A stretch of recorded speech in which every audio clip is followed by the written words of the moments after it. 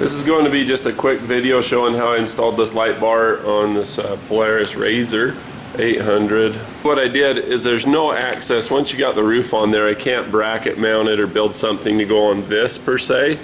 And the way that the feet are on the supplied light bar, I didn't pick it, but I'm going to make it turn out good anyway. But I'd want something that mounted directly with the brackets that match that, because I'm a control freak like that and I'd want to mount it to the bar. But rather, what I did is I took the rubber feet that come with this and I glued them onto the base with Permatex Right stuff. I did that, of course, with the holes lined up. Then I took a paint pen, I lined it up on here, put the corner of these just where they were touching, had everything centered. Took my paint pen and just dove in there without the bolt in there. I used a bolt underneath with a great big fat washer, and that distributes the weight. But I can take the light bar and I can shake the whole rig like you see here. It's nice and secure. Most of the body panels are all secured in the same fashion. I have my doubts about it. I really wanted to mount to something metal and something solid. I think this will rattle less. I also got the bolts so that they're exactly the right size and length, and that's actually Loctite that you see there, so moisture can't get into that. So it'll stay put, but it won't rust. It won't. Raggy, oh my goodness. It won't rust, but it won't come off either, so that's good.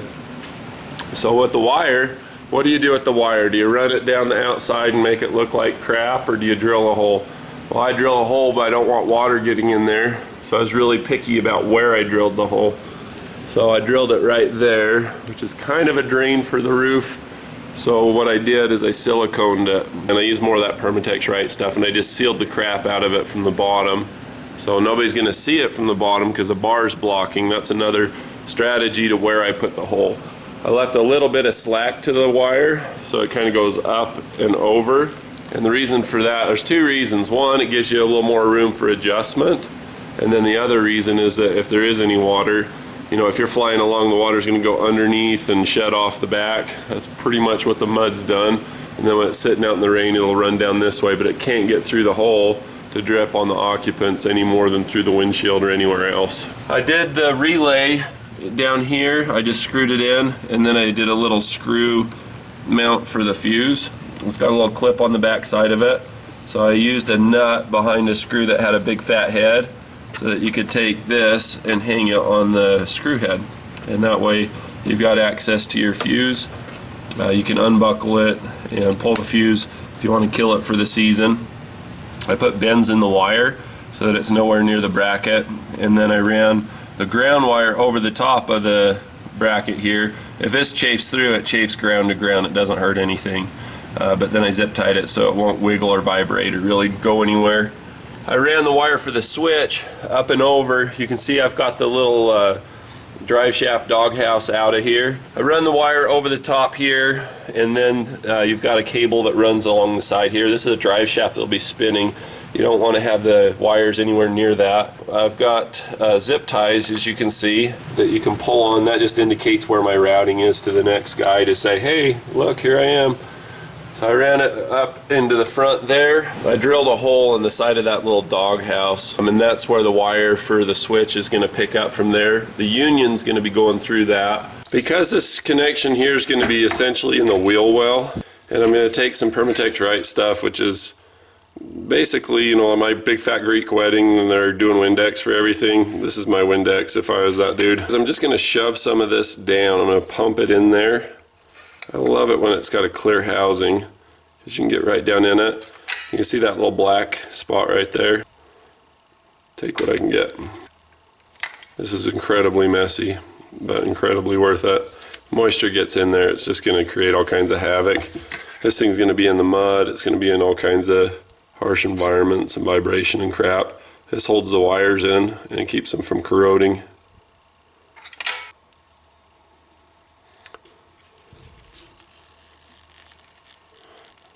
And then the wire goes up here to the dash, and then I've got my tape, and then the power output wire runs down below the battery underneath here, and I just zip it flat face to the metal bracket there where the seat makes contacts. Right here you can see the witness mark here and another one here, and then your little tabs grab under, but there's nothing in the middle.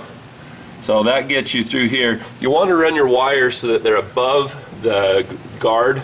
You can see through to the bottom there. You can see my quick jack underneath. But you want them to be in between the floorboard and the protection. That way occupants can't pinch the wire with their boot. It's not in the way of anything, and it doesn't get hit with rocks. So that wire goes underneath here. You can see the guards here, and it's exposed right there. So I'm going to have to run it sideways across the top here. That's about to happen. There's a bunch of slack in there.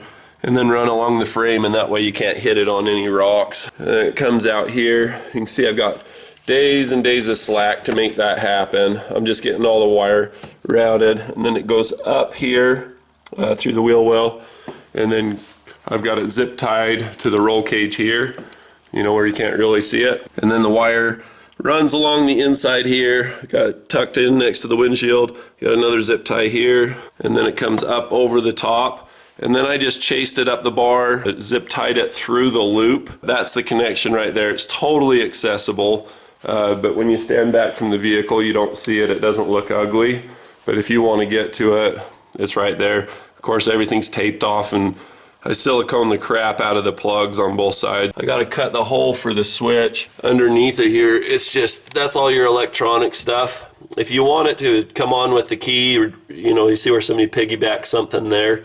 That was for the old lights. They don't even work anymore. If you run it direct to the battery, you get a lot better, cleaner power supply back here. And the wire harness for this is just set up that way. I mean, that's just the way it was designed to be done. That's why I did it that way. The crappy side of that is that the switch glows all the time, so it's a drain on the battery, but it's just a really, really small drain. It's just a little blue LED. Positive, of course, goes there. And they're so big that you got to put them underneath the battery cable. If you do them on top, you won't get good connection because the hole's too big. This head of the bolt just about goes through the hole in it. I think it's a pretty clean install. So I'm preparing to do the switch. This is what the switch looks like. It's pretty much like the factory ones, just a big fat rocker. I wanted to get it so that it's even on the bottom line. You can see this tape that goes all the way across the bottom. And then I used a micrometer to measure the distance between the top of this out to the end of this one, and then make sure it's the same. That makes sure that you're straight with the rest of them. So you get this 90-degree angle first, and then from there I use the same micrometer to measure how wide the switch is that's going in. It's 21 millimeters, and then how high it's 40 millimeters, and then just square up the other side. So this is laid out first, then this straight up, and then make sure you have enough room for the top. And then when you take your switch at the end of all that, you just kind of look and say, does this make sense? So I've got a little bit of a gap here, so I've got a little bit for the bezel at the bottom of this, that little corner that sticks out right there. So I've got room for that. I've got room in the top. I've got room to push this down across the top here so it's not going to hit. You check underneath and behind is all clear. There's nothing under there. And then you just double check everything, and then just marker the crap out of it with your dry erase. So nothing's permanent, nothing's scratched, nothing can go wrong at this point. You can really move it. It's very plastic or ephemeral. So the next thing we're going to do is going to drill just a whole crap load of holes inside of this field without hitting the tape. As many holes as you want, and then you go back through with an X-Acto knife and square it up. This works a lot better when it's not blue tape on a blue vehicle, but you get the idea. You just put a whole bunch of holes in it, use the process of exhaustion, just like calculus, just fill in, just narrow it down, narrow it down, narrow it down to something that's real close to what you're looking for. This side I just totally failed on because I have crappy lighting. I probably should have done better on that, but it's better to err on the inside of the tape than to hit the tape and have something stick out around the side of your switch. You can always cut more off, but you can't really fill it back in. I use a utility knife. I'll leave a link in the description for that. It's like a little pocket knife thing. It's freaking awesome. But I just connect all the dots. Just have them go all together and then just push it through. And then you just chisel out the sides of it. You can see I've got a ton of work to do on the left. Next thing, I just take a file and file along the side here. Use a coarse file and make some way, and then use this fine file to follow up with it. So after an awful lot of this on both sides and doing some trimming in the corners, I mean, you really fine tune it. It's like really driving in a school zone or going slow at the end of being on the freeway being the drill in the holes. But I've got everything all squared away and done, so we'll pull the tape off, the tape and marker, And this other method's the way to go, especially when you got one shot at it and it's the whole frickin' dash. You just feed your glued up plug in through there and set the switch. Sometimes you do it for the person, not for the job. Looks good now. Here's the final install. I think it looks pretty good. The style is a little bit different than the other switches. Here's how that plug turned out. You can see that it's sealed in really well with silicone, so you don't have a bunch of moisture, water, whatever spilling down. I just leave those zip ties long, and that way you can see that it goes to that wire. If somebody needs to service it or whatever, it's like, cut me. It's a little flag saying, I'm the one. The main thing is you want to make sure that nothing that moves is near the wires. When you look at the steering shaft has a nice clear path all the way down to the firewall. When you look at the accessibility controls, they're fine. They're nowhere near it. Everything's routed clear up behind in there, out of the way, even more out of the way than the factory harness or the other wire harness that somebody else put in. Here's the wire harness that goes up to the switch. You see it's tucked in that little pocket, so it's just way out of the way from the sling of the tires. And then when you look at the rack and pinion here, you can see that it's secured with the other factory wire harness so that it's in no danger of getting pinched or rubbed on by the steering rack when you turn. But when you look underneath at the pedals and stuff, you don't really see anything other than those bars coming down for the hand controls. Brakes, gas. This is the LED I was telling you about. It just kind of stays on all the time. So that's with the light on, that's with it off. Kind of makes the whole thing glow from behind, doesn't it? You can see where it's glowing from behind the switch. I really don't know if I like that or not. I'd rather just have it be off, but it is kind of cool looking. Here's what it looks like on the door. It's pretty much bright as bright. So here's your headlights, low beam, high beam. Here's your light bar, pretty much dwarfs it. I would run this to have that come on when you turn the key on, not to have it on all the time. It's so low power draw, it's not going to matter. It's nice because you can use this when you don't have the key on, so you don't have to have the battery running everything with your ignition and whatnot to run your light bar. You can always change it later because the wires go up to it. You can do whatever you want. Here's a cockpit view of a street with the headlights on. And when you switch on the light bar, bam, you can see everything. Everything. Thanks for watching. Be sure to click like and subscribe. Bonus footage at the end. When I was about 11 years old, I climbed this mountain and I saw a guy fly over it and I thought, I want to do that someday. So this week I did. So the trick here is you fly up with your motor to where you're kind of close, but you have to fly on a certain day when the wind's not strong, but it's blowing against the mountain, and that just basically picks you up. Watch my instructor just launch here. That's not with the motor. You just pull brake, turn into the wind, and you're gone. The paraglider that I saw fly over this ridge when I was a kid, he was way up above the ridge. I mean, way, way up there. And now I see why. I mean, it gets a little messy up here, but for the most part, the air's really thick, even though you're at high altitude, because as it pushes against the mountain and gets shoved up, it's like when you pack snow as you're plowing it or something. It increases the density, and it makes for a pretty solid ride. Not bad.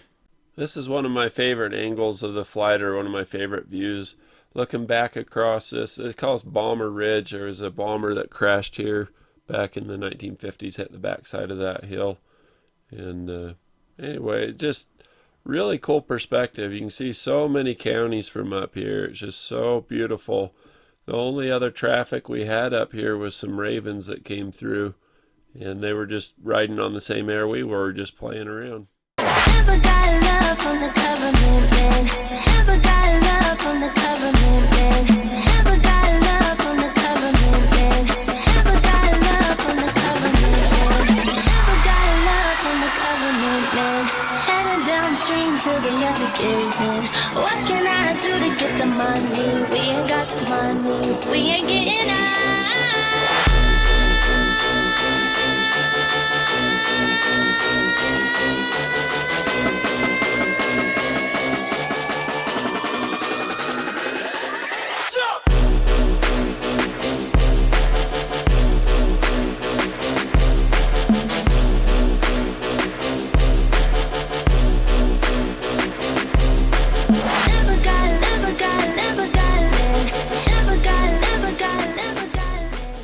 To all my B-Mob bell ringers, I hope you guys have a great Sunday. Thank you so much for doing that and for tuning in.